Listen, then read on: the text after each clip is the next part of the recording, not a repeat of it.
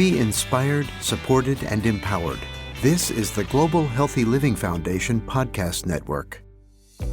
Hello, and welcome to Getting Clear on Psoriasis. This season, we bring you stories about people living with a form of psoriasis called Generalized Pustular Psoriasis, also known as GPP. We aim to help people with GPP improve their overall quality of life and well-being through discussions on mental health, advice and tips for managing personal and professional relationships, and guidance on self-care. This podcast is for general information purposes only and should not be substituted for medical advice. Please consult a medical professional with any questions regarding a medical condition, advice, diagnosis, or treatment. GPP is a rare, lifelong condition that can affect the whole body. Symptoms can be ongoing and may last for several months. GPP can have an impact on emotional and psychological well-being too. The unpredictability of GPP means people living with the condition can experience feelings of anxiety and depression. In this first episode, I'm joined by Nerea who lives with GPP, and Dr. Peter van der Kerkhof from Radboud University Medical Center in the Netherlands. We'll explore how GPP can affect mental health and how those living with GPP can manage it. Nerea, tell us a little bit about yourself. So, my name is Nerea. I am from Spain. I'm from León, north of Spain, and I live in Ireland for the last 8 years. I have GPP since I'm 5 years old, only diagnosed when I was 7. I have lived all my life with this disease. I am a nurse working in the dermatology department at the moment. Peter, what about you? I'm Peter van der Kerkhof. I'm a professor of dermatology at the Radboud University Medical Center in Nijmegen, and I've been their chair of the department for nearly 30 years. I have been treating patients with skin diseases, and also generalized pustular psoriasis was a main interest at our department. And I'm Jilly Carter. I'm an ex-journalist and broadcaster. I'm now a communications consultant specialising in healthcare. I'm your host for this podcast. Nerea, tell us a little bit about your experience of living with GPP on a daily basis. Well, I have GPP since a very young age. My symptoms started when I was 5 years old, only diagnosed when I was 7, and I have lived off my life with this disease.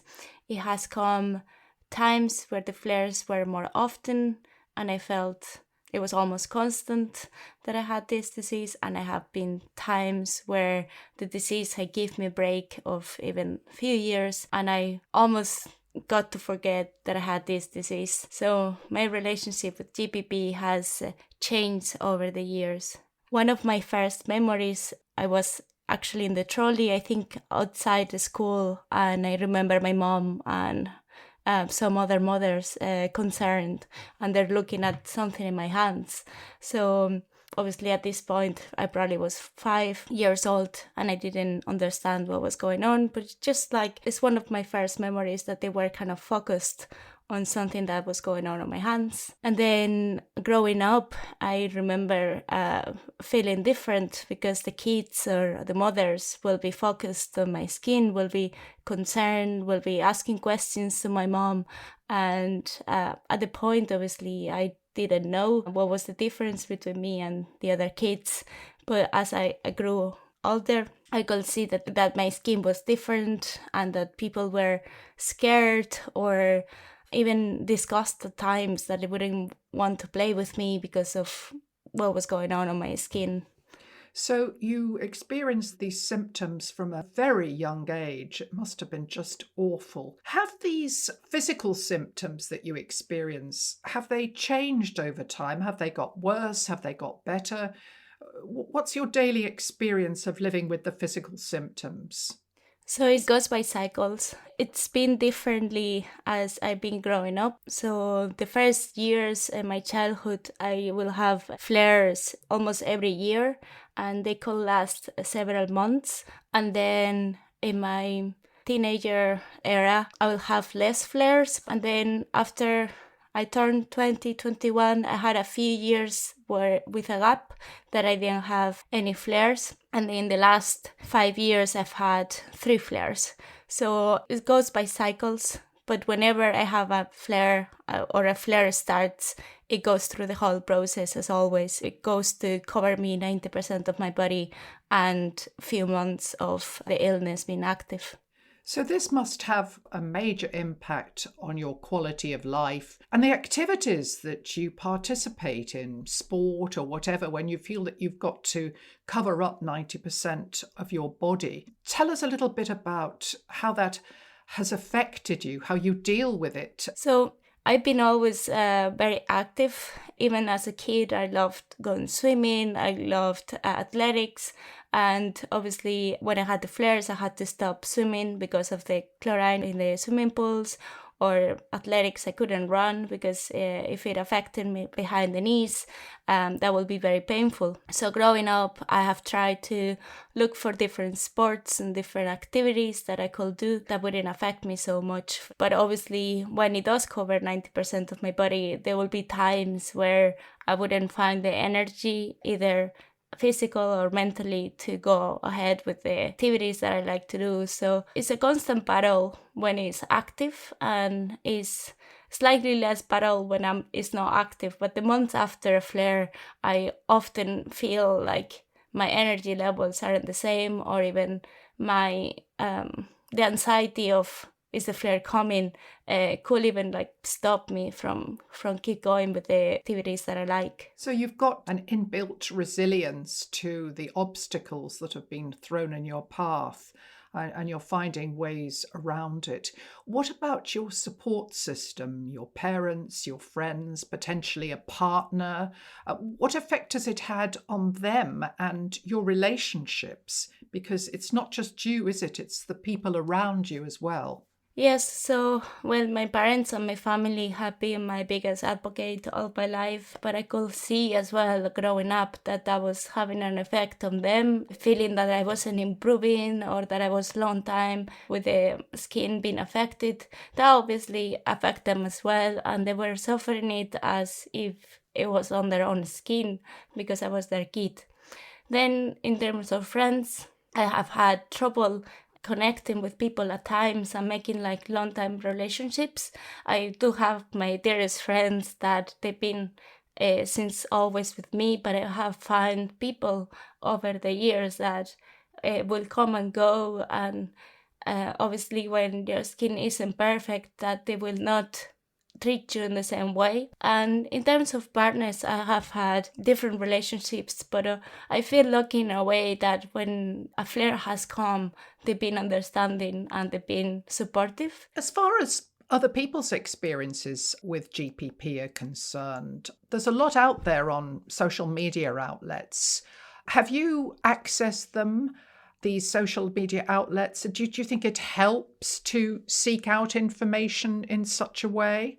Well, I think connecting with people and with other patients is a way of healing yourself as well, especially the psychological effect of GPP. Since I was a kid, I've been enrolled in different patient associations. And even though patient associations, I will still feel a bit different because I wouldn't see people with GPP, but I will see people with psoriasis, and their experience are their resilience and their support also help on the way. And then connecting on these networks and being able to help other people with the GPP or general psoriasis, it also helped me.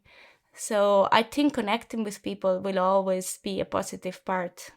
Thank you. Peter, I'd like to turn to you now. We know that GPP is a rare condition. In general, how many people with rare conditions or illnesses do you see?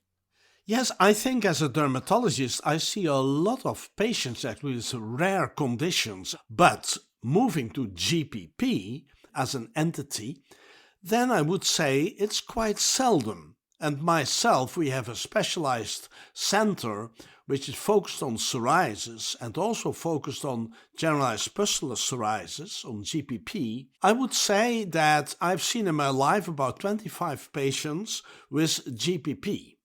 And I've been working 40 years as a dermatologist. Nerea, I don't know when you received your diagnosis, but Peter, is it quite a difficult thing to diagnose? And typically, do people have to wait a long time for a diagnosis?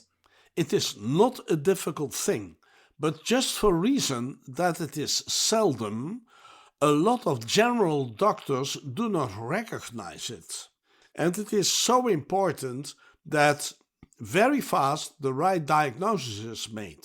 But it can be that when people are coming in a general hospital, where also the general dermatologist may not have so much experience with generalized pustular psoriasis, that several episodes will have been there before the diagnosis is made. So in answer to your question, it is not a difficult diagnosis, but it is quite seldom, and that is the reason why quite late often the diagnosis is made. For me, it took like 2 years to get diagnosed. So I think I agree totally with what Peter says, that even though the symptoms are quite specific, the general knowledge is maybe not, like, it's not as common for people to understand the illness. Peter, in terms of the mental health challenges of GPP, and Nerea has shared a lot of those challenges with us, not just the physical, when did you first see a person dealing with these mental health challenges of GPP? Well, I already saw for the first time a patient with GPP when I was in my first year as a resident. And what for me was striking is indeed the enormous fatigue and the enormous distraction from the daily activities during flares. It is an impressive picture, GPP, where patients suffer very, very much indeed. Partly it is just for reason of what the patient is feeling, with the painful skin, with that the whole skin is covered with pustules, and then the phase of scaling is coming. This is very problematic for the patient. But there is another aspect. That is, there is massive inflammation of the skin. And in between the flares, there is also a tremendous loss of quality of life and anxiety. For the patient never knows when generalized pustular psoriasis will relapse again. This is unannounced and quite at a sudden may happen. It is never that generalized pustular psoriasis is asking you, is it okay that we have a relapse today? No, it's coming. And you have to live with that. It seems that emotional stress is a trigger for flares. So are you very careful to keep your stress levels as low as possible in order to potentially avoid a flare?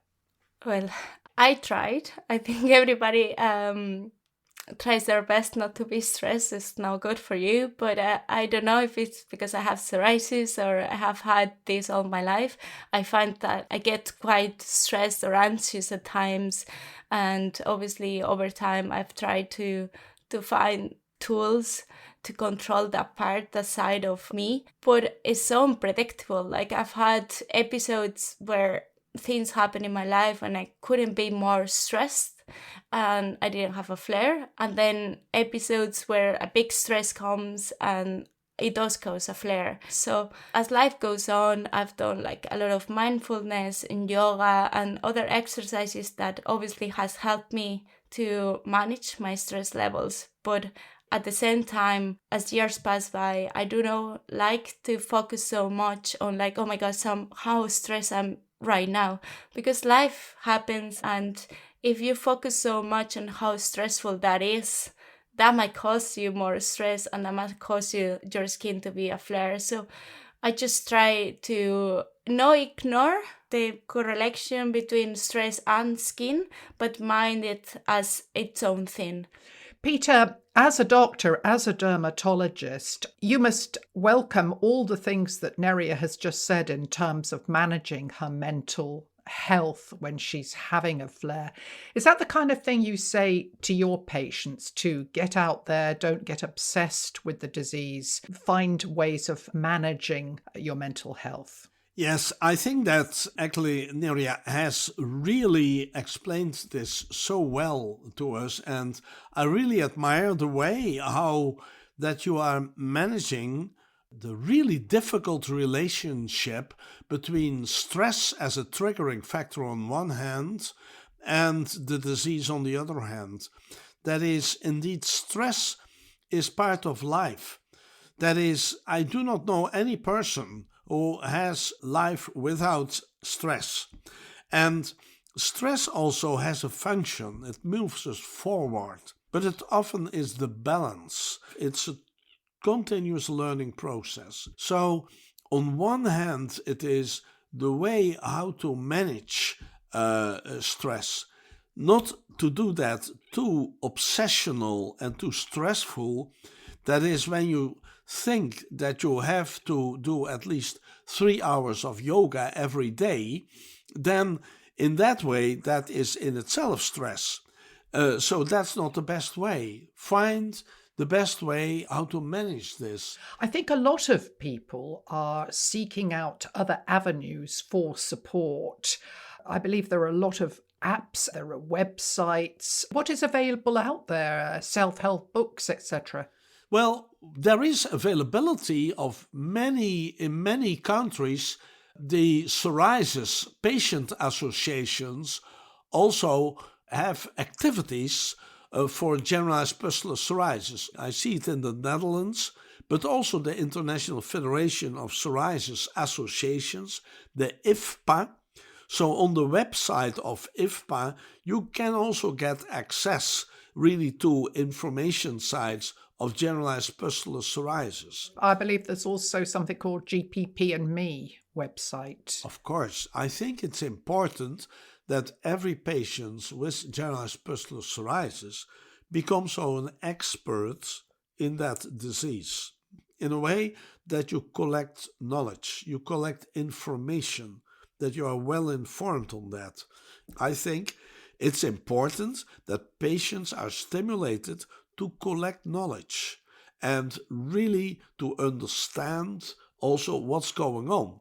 When there are children with generalized pustular psoriasis, it's very important that also the parents are educated. Absolutely. But maybe preparing for a dialogue with your dermatologist before you visit them might be a good idea to get all your thoughts and anxieties in order. Nerea, have you found that? And for people who are newly diagnosed, have you got any tips for them on perhaps how to prepare themselves for their first conversation with a dermatologist, a medical professional? So the first thing, like read about it, access appropriate website, listen to what the doctor has said, but sometimes maybe at the beginning slow down, because if you get so much information, oh, this is good for the skin, this is bad for the skin, but you don't know what's gonna work for you. So it's so important that you get to know your own GPP. I think for every patient it's slightly different. What it might work with someone doesn't work with somebody else. So to understand how the process works within you might take a few flares, might take a few years to completely understand, and take it slowly, bit by bit, understand what's the triggers that might cause your psoriasis to flare. Take it flare by flare and read as much as you can when you feel strong enough to understand those parts of the illness. Thank you so much. You're such an inspiring person, and it's very clear that you're not being defined by GPP. You're getting on with your life, which is so hopeful. Peter, have you anything to add before we wind up? Well, I think that Nerea described us very well the long-term course of the disease. I think it's an example for patients how to cope and to manage this disease. Nerea, Peter, thank you so much for sharing your knowledge and experience with us today. Thank you for joining us on Getting Clear on Psoriasis. We hope this episode helps people with GPP improve their overall quality of life and well-being. If you like what you've heard, be sure to rate our podcast, write a positive review, and spread the word by sharing with your family and friends. It'll help more people like you find us. If you have any questions, thoughts, or suggestions for us, you can send us an email at podcast@ghlf.org. This podcast was produced on behalf of Boehringer Ingelheim and distributed by the Global Healthy Living Foundation. Discover more about GPP at www.patient.boehringer-ingelheim.com/GPP. Be inspired, supported, and empowered. This is the Global Healthy Living Foundation Podcast Network.